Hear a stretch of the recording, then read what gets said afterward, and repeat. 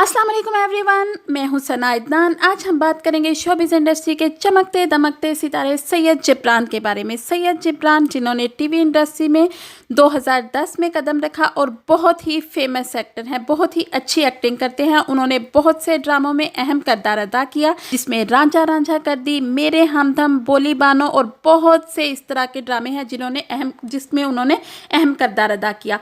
वो बहुत ही प्यार और इज़्ज़त करने वाले इंसान हैं। उन्होंने अफीफ़ा से शादी लंदन में की 2011 में। अफीफ़ा जो हैं वो ब्रिटिश हैं, लेकिन उन्होंने अब इस्लाम कबूल कर लिया है और सैयद जिब्रान के साथ हंसी खुशी रह रही हैं। इनके 3 बच्चे हैं। 13 फरवरी को अफीफ़ा जिब्रान की बर्थडे होती है, जो कि बहुत शानदार तरीके से मनाई जाती है। जबकि इस साल 2020 13 फरवरी में सैयद जिब्रान ने अफीफ़ा को सरप्राइज़ दिया और बहुत ही खूबसूरत सरप्राइज़ दिया।